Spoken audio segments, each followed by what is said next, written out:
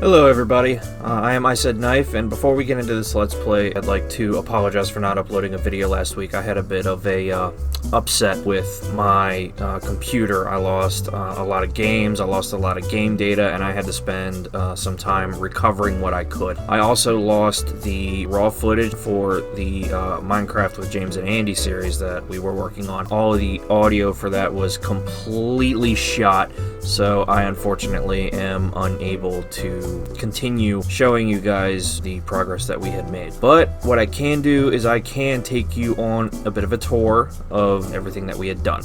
So let's go ahead and get into that.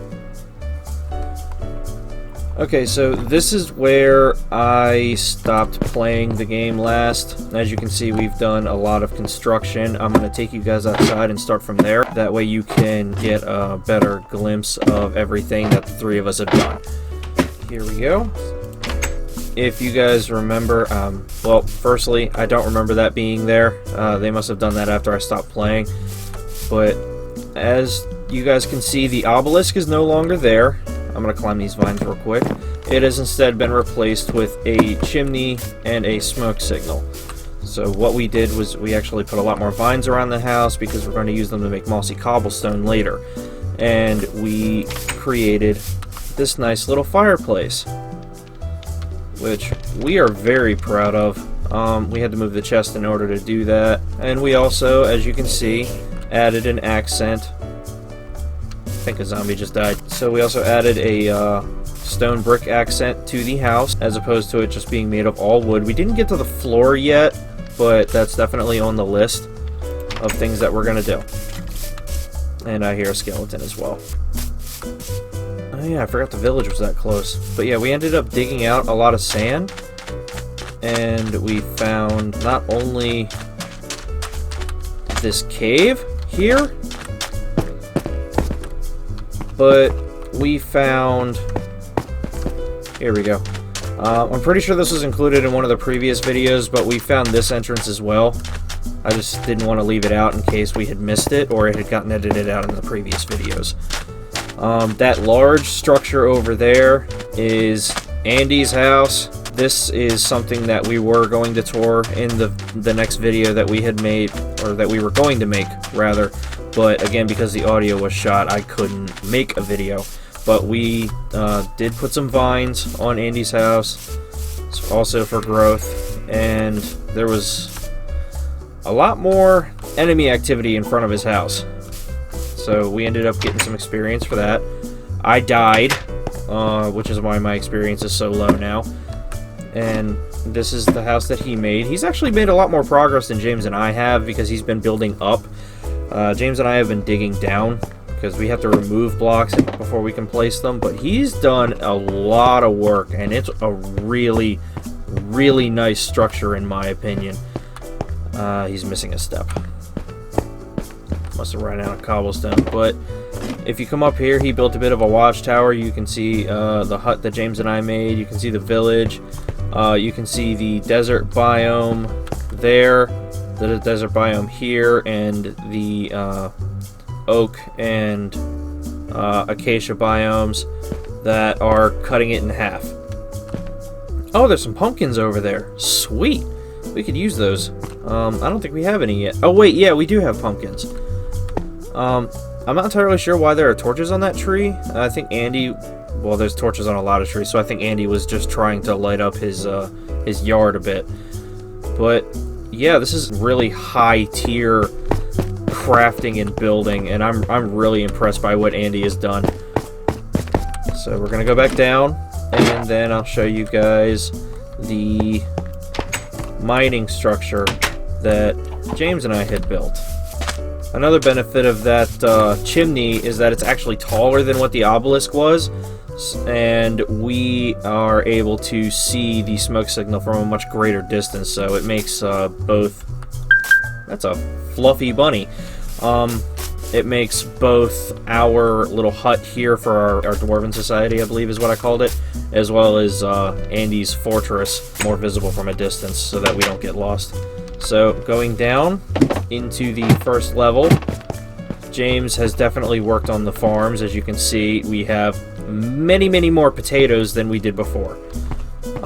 We also have a lot more wheat than we did before. He hasn't really had time to work on the aesthetics because he was working on trying to get us an ample food source.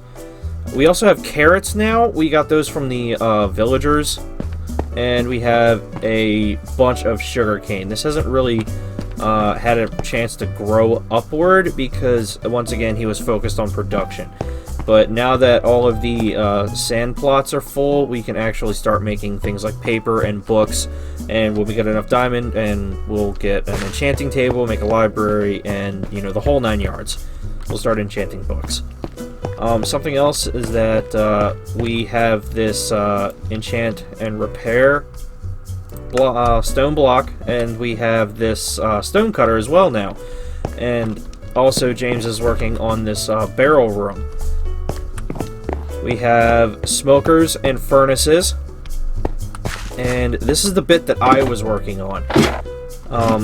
All of that previously was James and Andy's work, and I was working on this mine shaft. James dug this one out as a bit of a marker because this is where he's going to be building his tree farm. What he's doing is he's carving all of this out so that we can get some dark oak and then have underground trees, so that way we don't have to go up onto the surface for wood as a resource. And personally, I like the look of dark oak better than standard oak. That's just a personal preference. Also, something that I did was I came down here and I was strip mining. So I dug out all of this, made it as well lit as possible, marked everything with torches. I made a bunch of chests. Eventually, what I'm going to do is I'm going to stack more chests up top here, or I can just replace them with barrels, because what I'm thinking about doing is putting signs with markers on them. And then this is the first strip mine that I did. It's going to take me a while to get through it, but I'll let you know when I find something interesting. Okay, so while I was strip mining, it didn't take me too far to get some really good stuff. I found all this redstone. I'm using the Chroma Hills texture pack, which is why the redstone looks like it has an electrical charge in it, which I absolutely love. I highly recommend the Chroma Hills texture pack. And there's more here on the wall, there's more down here. Now, something else that I did here was I found this lapis lazuli, and the reason why I haven't mined any of this is because I'm waiting to get an enchanted pickaxe with fortune so that I can get more than what's available. And it's the same thing with the coal as far as the enchanted pickaxe is concerned. So what I ended up finding, this, and I grabbed some water and I made all of this lava floor obsidian because our original intent was to get to the nether as quickly as possible. But what I think I'm going to actually end up doing is creating more obsidian because I want to make a gold farm, and you need nether portals to be able to do that. And this was as far as I got before we ended up stopping for various reasons. I found all of this lava, and I have every intention of mining this out. I would prefer to get a diamond pickaxe with fortune on it, as well as unbreaking, but I'd be willing to make do with an iron pickaxe. In the end, we did get some things done, and we also intend on building farms for the villagers, because we're also going to end up creating a village spawner so that we can make an iron farm. Because what a lot of people end up doing on Minecraft, which I found this out recently, is that they make villagers and they use them to create iron golems because they spawn from the village leader. And you can create a type of trap that kills the iron golems, and you can farm iron off of them as well. Similarly, you can use nether portals to funnel zombie pigmen into a trap to create a gold farm. And I think that's what I'm going to focus on doing next time we play. This is everything that we've gotten done, and there's definitely going to be more to come. So, but we need to figure out another day where all of us can play together. And I might invite my buddy Rusty to play as well, because the more the merrier, you know, why not? He and I are going to end up recording every Friday around 5 o'clock, and we're definitely going to be playing various co-op games. Monster Hunter is definitely going to be in the works. I am a huge Monster Hunter fan, so you guys can definitely look forward to that. Before I end this, I'm actually going to go back into the bed so that we don't spawn at night. Once again, I apologize profusely for not being able to provide the footage that the three of us had made making all of this. There we go. So now that it's daylight, I want to go ahead and close this down because I don't want to do too much on this server without them. Will you be a part of the next video? We'll see.